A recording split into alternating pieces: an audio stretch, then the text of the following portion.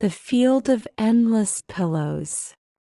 Elorin Brightlea left the study window open just enough for the cool to come in and for the curtain to breathe.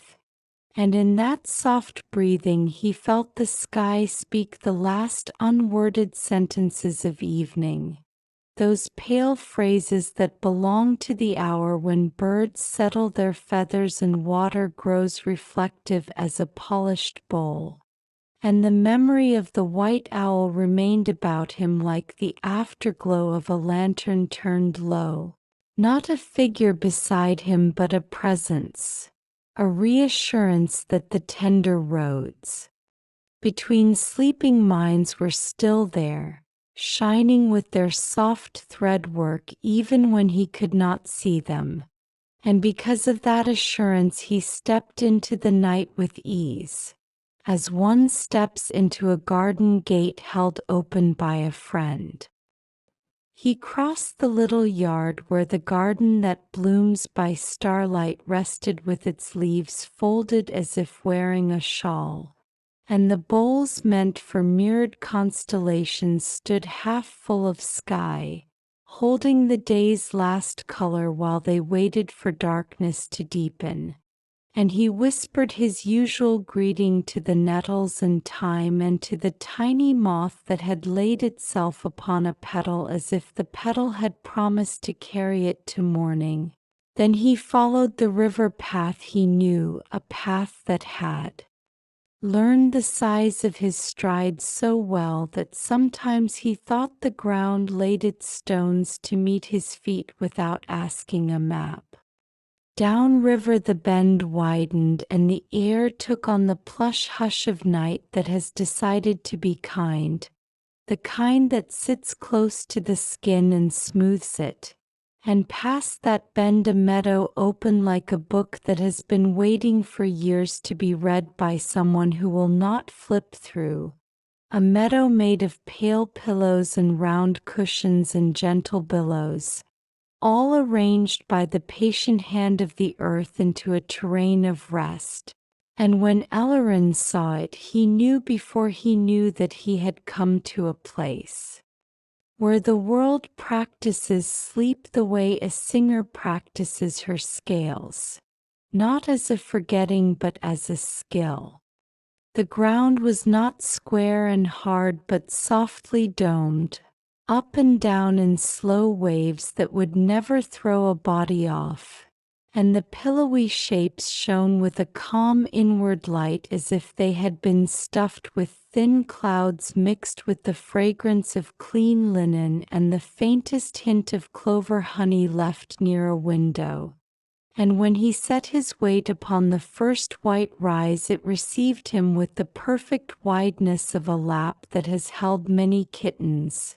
And it sighed, or perhaps he sighed, and the sigh traveled outward in rings that the eye could not see, yet the heart could follow like ripples in milk. Creatures slept everywhere, not as if they had fallen asleep by accident, but as if a bell had been rung that only dreams can hear, calling them to lie down and be kept. A small fox with its nose tucked between its paws as if it had returned to its own tail. A badger grim with the seriousness of a librarian even in slumber and yet so deeply at peace that the meadow rose around it like friendly doe. A heron standing on one leg upon a taller cushion with its head hidden in its shoulder. Its balance a quiet prayer answered again and again. A pair of deer whose ears twitched while the rest of them did not trouble to move, as if their listening continued even within their rest so that the meadow could remain safe. Small birds had chosen the smallest humps and lay there like commas in a long sentence, giving the land its breath marks and pauses. Even the breeze had unbuckled and rested, moving only enough to comb the meadow's nap with invisible teeth, laying the air smooth. Elorin knelt and pressed his palms into the billowy surface and felt it shape itself to him, not quick, not slow, but at the same tempo that water makes around a stone, and under his hands it was neither damp nor dry. It was the exact feel of a cushion that has remembered the shape of those it loves. And he closed his eyes as if to let his fingers do the seeing. Above him the sky was the color of lake glass, and where he expected stars he found instead a gentle drift of round lights the size of plums and plums again. Not stars and not fireflies, or perhaps they were a cousin of both, and each little globe carried inside it the pale impression of a memory too restful to make a picture with edges. A taste of bread that eases a throat, the weight of a hand upon a shoulder, a cup being set down without clatter, and every so often one of these globes settled upon a sleeping creature and the breathing deepened, and Elorin felt as though he could see rest itself adjusting pillows under 100 heads. He walked further, and the pillows varied the way clouds vary across the sky. Here a long bolster shaped like a river bar where rabbits had chosen to arrange themselves nose to tail and tail to nose. Here a round hill like a giant seed where hedgehogs slept in a soft ring. Here a shallow basin filled with tiny cushions like lily pads where mice in 3s and 4s were bested by sleep in the middle of a crumb of adventure, their whiskers making the smallest replies to some pleasant thing they would not remember. The light that rose from the ground was so mild that shadows forgot to be serious. They lay near their owners like cats pressing to a calf, and the shadows slept as well, darker but not heavy, companions without itch. Elorin thought of the owl and how the dust had opened windows into far rooms, and he felt that the meadow and the owl were cousins, one moving through the air to stitch hearts across distance, the other offering a place to practice that stitching in the body, so that the lesson would not simply be known, it would be felt. And he smiled because every teacher he loved in this life had understood this. Master Aldrin with his kettle and his broom and his habit of waiting until the last page had been turned before offering the question that would make the story belong to the reader forever. He lay back upon a cushion the size of a small raft and looked into the sky, and the lights above arranged themselves into a very slow spiral as if to say, "This is the pace." And as he watched he found that his own thoughts fell into that same measure. Not pushed and not pulled, only circling and lowering like a heron's long descent to water. A tiny sound near his ear made him turn his head, and he saw the kitten-colored shape of a field hare whose ears gleamed faintly at the tips as if dipped in silver, and it yawned without embarrassment, as if to teach him that yawning is a noble art.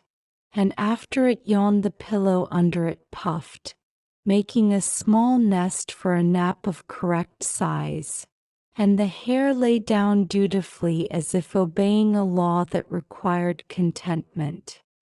He whispered yes, and the yes turned to a thread that ran along the meadow, passing through the paws of the fox and the toes of the deer and the folded wings of the heron. And it returned to his own chest warm and patient, and he understood that he had not said yes to resting, he had said yes to being held. He rose again, not because anything urged him, but because curiosity is a muscle that likes to stretch even in calm, and he wandered toward the distant side where the pillow shapes leaned into one another like grazing animals and the ground smelled faintly of clean feathers and river mist. Along the way he noticed that the meadow looked after every sleeper with a particularity that felt like love. A cushion lifted a little to keep a fox cub's head from tipping too far. A smaller pad rolled itself toward a robin's nest so that the nest would neither wobble nor roll. A long fold gathered itself beneath a fawn's neck when the animal twitched so that the twitch would be comfort rather than shock. When a breeze came, thin as the turning of a page, the pillow tops shifted in the same direction and the same degree, so that no draught fell upon any face too quickly, and Elorin laughed once for the pleasure of witnessing such courtesy executed by a field. He thought of the times he had fallen asleep over a page of notes, or in the angle of a stair, or in the window seat with the harp's last chord still listening to itself. And he understood what Master Aldrin meant when he said that a house is a living companion if we will allow it to be. For this meadow was simply a wide house that had placed its rooms under the sky. On a higher mound a larger creature slept, not a predator to be feared, only a presence to be respected. A boar whose bristles had lost their stiffness in the balm of the pillows, and beside the boar a small bird dozed with one eye open, and the eye closed and opened at a rhythm that matched the boar's breath exactly. And Elorin realized that many different creatures had brought many different kinds of care into the same place, and all of it had been accepted without contract, and that acceptance had made something in the air he could feel upon his tongue, a flavor like cool tea. He walked around the high place and came to a low valley where the pillows gathered in tiers like a theater, and upon each tier the field had cradled someone or something so that nothing would be forgotten.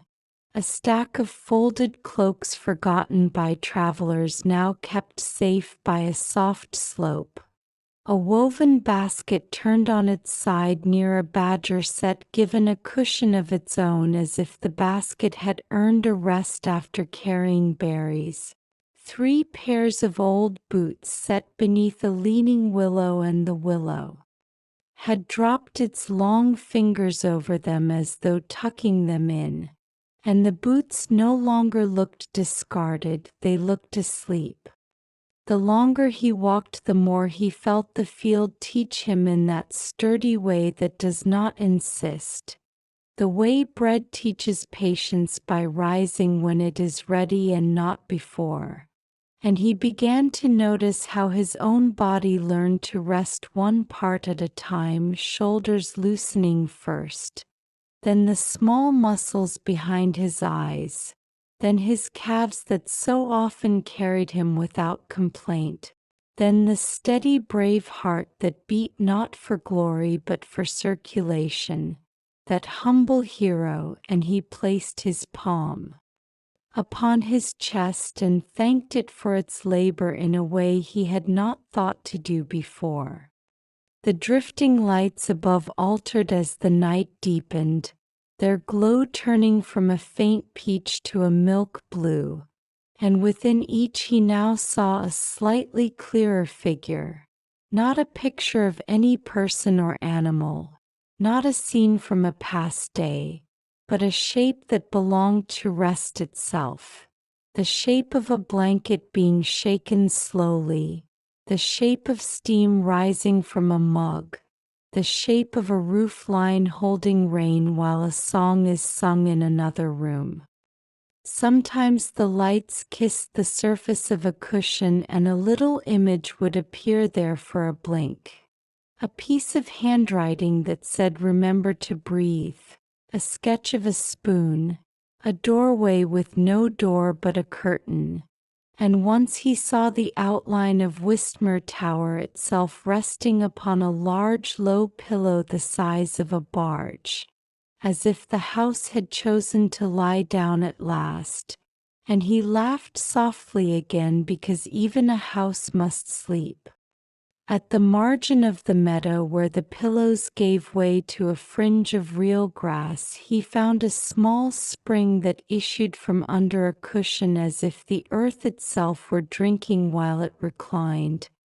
And the water tasted the way cool thoughts taste when they finally arrive after long hot ones. And he cupped some for his face and felt a clean ease settle along his brow. He thought of the next day's lessons and the chores that give bones their honest tiredness. And instead of feeling pressed, he felt welcomed by them, because the meadow had reminded him of the other half of effort. And he knew he would shape his next day differently, not with laziness but with the wisdom of intervals. To test the meadow's kindness, he lay down again and practiced what he would practice at home. He counted a slow pattern of breaths and let each count be a color. The first a soft blue that lived near his collarbones. The second a pale green that leaned against his ribs. The third a calm gold that warmed his stomach. The fourth a quiet violet that settled low in the belly like a cup set upon a table. And then he returned to blue and found that the cycle made a carpet he could walk until he did not need walking. The cat with silver paws appeared upon a nearby pillow at some point, as cats have a way of doing, sliding from one room of the world into another without the corridor between, and she kneaded the cushion with a satisfied seriousness, then circled and became a comma herself, aligning her breath to the exact meter of Elorin's, which made him smile without moving his mouth. And when he reached out his hand, she lifted her head and pressed her cheek to his knuckles, and then returned to the work of sleeping, which is the most honest work a cat knows. A low hum passed through the meadow like a lullaby spoken by soil, and the cushions responded with the tiniest lift and fall as if they were a choir under a single arm. And from very far he heard the river speak its rounded syllables against the bend.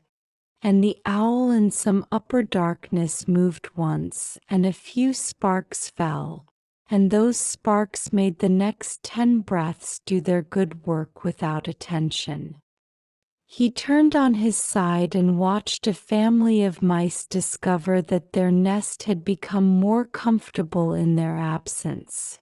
And he watched one tiny mouse bring a petal to the nest and then forget the petal and fall asleep halfway there.